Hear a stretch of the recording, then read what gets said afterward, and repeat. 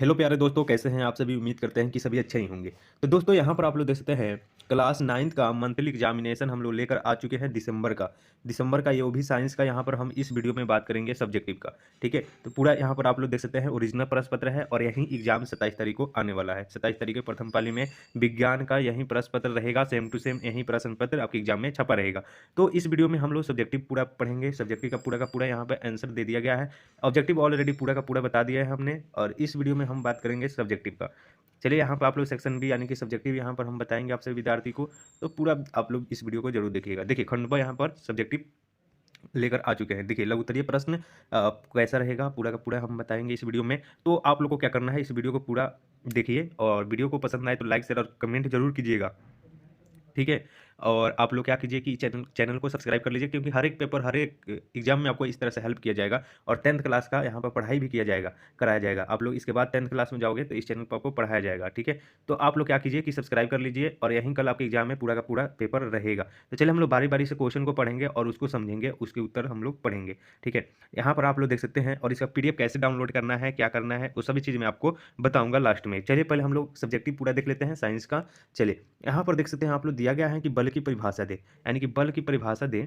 इस प्रश्न में आप लोगों को पूछा जा रहा है इसका उत्तर। देखिए लघुत्तरीय में क्या है, तो लघुत्तरीय में एक से लेकर 15 तक, सॉरी 1 से लेकर 10 तक लघुत्तरीय दिया रहेगा, जिसमें से आपको 5 को लघुत्तरीय बनाना है। तो हमने यहाँ पर पहला का उत्तर दे दिया गया है, दूसरा का उत्तर दे दिए हैं, उसके बाद में तीसरा का उत्तर दे दिए हैं, उसके बाद में नेक्स्ट 4 का उत्तर दे दिए हैं और 5 को पूरा उत्तर दे दिए हैं आप लोगों के लिए। ठीक है, तो चलिए यहाँ पर लघुत्तरीय में हम लोग पहला नंबर क्वेश्चन का उत्तर पढ़ेंगे और समझेंगे। आप लोग पढ़कर समझकर जाकर एग्जाम दे दीजिए अच्छा से, बिल्कुल, और आकर बताइए कि आप लोग का एग्जाम कैसा गया। ठीक है, बिल्कुल हूबहू यही प्रश्न पत्र रहेगा आपके एग्जाम में। ठीक है, तो इसके लिए आप लोग क्या कीजिए कि एक बार लाइक कर दीजिए हमारे चैनल को, सब्सक्राइब कर दीजिए और बेल वाला आइकन को दबा दीजिए। ठीक है, और अपने जो भी आपका दोस्त भाई बहन है तो उसके पास शेयर कर दीजिएगा। और हमारा फैमिली जल्द ही 25,000 होने वाला है, तो जल्दी से आप लोग लाइक सब्सक्राइब सब कुछ करके पुगाइए। चलिए यहाँ पर देख सकते हैं, दे कि बल की परिभाषा दे, यानी बल क्या होता है। चलिए यहाँ पर इसका उत्तर पूरा आसान भाषा में दिया गया है, तो इसको पढ़ के हम आपको बताते हैं। चलिए दिया गया है कि बल किसी निकाय पर लगने के बाद होने वाले अंततः क्रिया के निकाय की विश्राम की अवस्था या गति की अवस्था को बदलती है।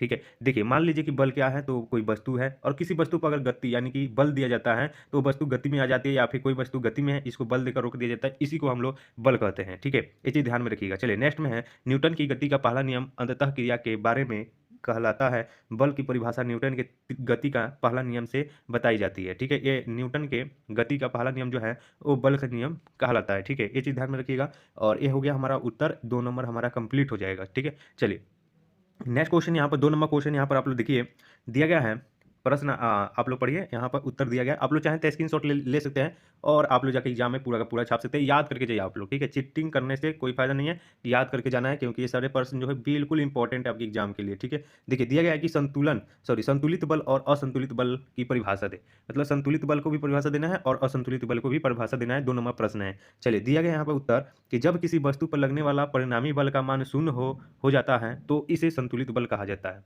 मतलब जब किसी वस्तु पर लगने वाला जो परिमाणी जो बल है उसका मान अगर शून्य हो जाता है तो इसे हम लोग संतुलित बल कहेंगे। लेकिन अगर कहीं परिणामी बल का मान शून्य नहीं होता है तो इसे असंतुलित बल कहेंगे। ठीक है, ये चीज़ आपको समझ में आ गया पूरा क्लियर। तो चलिए 2 नंबर का हो गया ये कंप्लीट। अब चलिए नेक्स्ट में यहाँ पर देख लेते हैं 3 नंबर प्रश्न। यहाँ पर आप लोग देखिए दिया गया है कि उत्प्लावन विधि से आप क्या समझते हैं। तो चलिए इसका उत्तर हम पढ़ते हैं। आप लोग क्या कीजिए, लाइक करते रहिए बाबू लोग। ठीक है, लाइक करते रहिएगा तो अच्छा लगेगा, वीडियो बनाएंगे फिर नेक्स्ट वाला।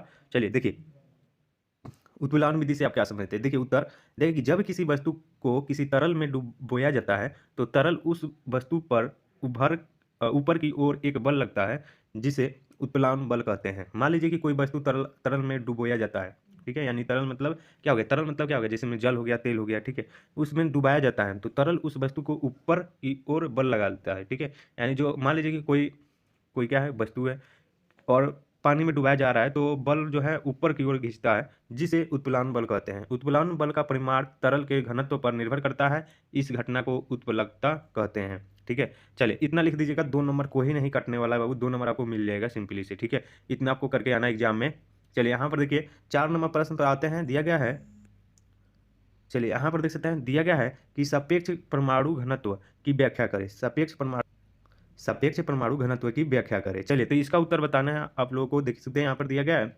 ऑब्जेक्टिव ऑलरेडी क्लियर कर दिए हैं, ठीक है, ऑब्जेक्टिव अपने हाथों द्वारा लिखकर आपको बताया है, बिल्कुल वही प्रश्न आपके एग्जाम में आएगा। देखिए, सापेक्षिक परमाणु घनत्व की व्याख्या करना है और इसका उत्तर है सापेक्षिक परमाणु द्रव्यमान, परमाणु भार, परमाणु के औसत द्रव्यमान का एक एकीकृत परमाणु द्रव्यमान से इकाई अनुपात एक निश्चित स्रोत से एक तत्व का एक परमाणु भार सापेक्ष परमाणु द्रव्यमान और तत्व के परमाणु के द्रव्यमान के 1/12% तत्व के औसतन द्रव्यमान का अनुपात होता है, ठीक है। इतना आप लोग लिखिएगा तो सापेक्ष परमाणु द्रव्यमान की व्याख्या इतना हो गया, 2 नंबर आपको मिल जाएगा, ठीक है।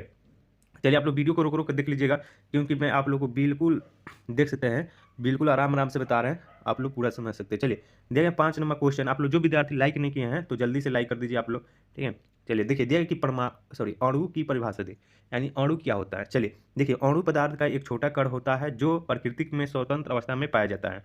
अणु 2 या 2 से ज़्यादा परमाणुओं से मिलकर बना होता है। अणु 2 या 2 से ज़्यादा परमाणुओं के मेल से बना होता है। ये परमाणु एक ही तरह के या अलग अलग तरह के हो सकते हैं। अणु एक शुद्ध पदार्थ को विभाजित करने वाली सबसे छोटी पहचान योग्य इकाई है। इसमें भी पदार्थ की संरचना और रासायनिक गुण बरकरार रहते हैं, ठीक है। इतना लिखिएगा, अणु की परिभाषा हो जाएगी। 2 नंबर कोई नहीं कटने वाला है। आप लोग क्या कीजिए, लाइक कीजिए बाबू, ठीक है, सब्सक्राइब कीजिए जल्दी जल्दी से। चलिए, दीर्घ उत्तरीय प्रश्न पर हम आ चुके हैं। दीर्घ उत्तरीय प्रश्न दिया गया है कि कार्य को परिभाषा करें और धनात्मक कार्य, ऋणात्मक कार्य और शून्य कार्य उदाहरण सहित समझाइए। चलिए, इसको देख लीजिए। चलिए, इसका उत्तर यहाँ पर देख सकते हैं, दिया गया है कि जब किसी पिंड यानी कि सजीव या निर्जीव के द्वारा किसी वस्तु पर कई बल लगाया जाता है और इस कारण वस्तु में कई विस्थापन होता है तो इसे कार्य कहते हैं। क्या कहते हैं? तो इसे कार्य करते हैं। चलिए, इसके बाद में यहाँ पर बहुत सारा मतलब दिया गया है, तो अपने से आप लोग पढ़ लीजिएगा, स्क्रीनशॉट ले लीजिए इसका, ठीक है।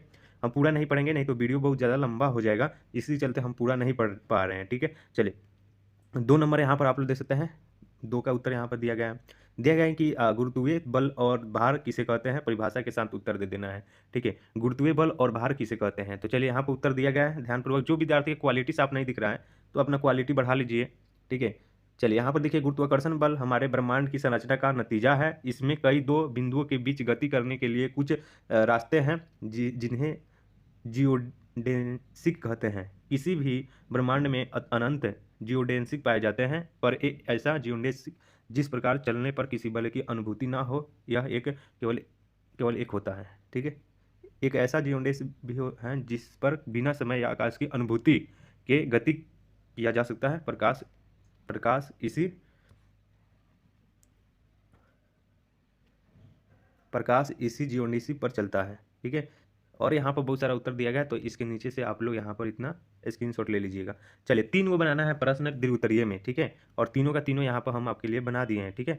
देखिए, 3 नंबर प्रश्न है कि मोनेरा के विशेषताओं को लिखिए। तो यहाँ पर मोनेरा के विशेषताओं को लिख दिया गया है। तो आप लोग का साइंस का पूरा कंप्लीट हो गया, ऑब्जेक्टिव और सब्जेक्टिव बच गया। सोशल साइंस का ऑब्जेक्टिव हो गया है, सोशल साइंस का ऑब्जेक्टिव करा दिए हैं।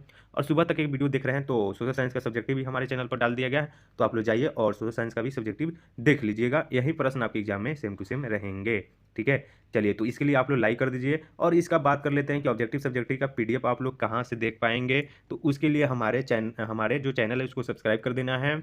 और टेलीग्राम व्हाट्सएप ग्रुप का लिंक डिस्क्रिप्शन में दिया गया है, तो जितना जल्दी हो सके उतना जल्दी आप लोग ज्वाइन कर लीजिएगा। और जल्दी से हम क्या करते हैं, तो इसका पीडीएफ जो है वो डाल देते हैं व्हाट्सएप ग्रुप टेलीग्राम पर, तो वहाँ से आप लोग सिंपली से देख लीजिएगा, ठीक है। तो लिंक डिस्क्रिप्शन में दिया गया है, देरी मत कीजिए और जल्दी से जाकर आप लोग ज्वाइन कर लीजिएगा। तो वहाँ पर एक बार ज्वाइन कीजिएगा तो आपको 11th-12th तक आपको हेल्प किया जाएगा हमारे चैनल से, ठीक है। चलिए, मिलते हैं नेक्स्ट वीडियो में। आप लोग इस चैनल को सब्सक्राइब जरूर कीजिएगा, ठीक है दोस्तों। चलिए, मिलते हैं।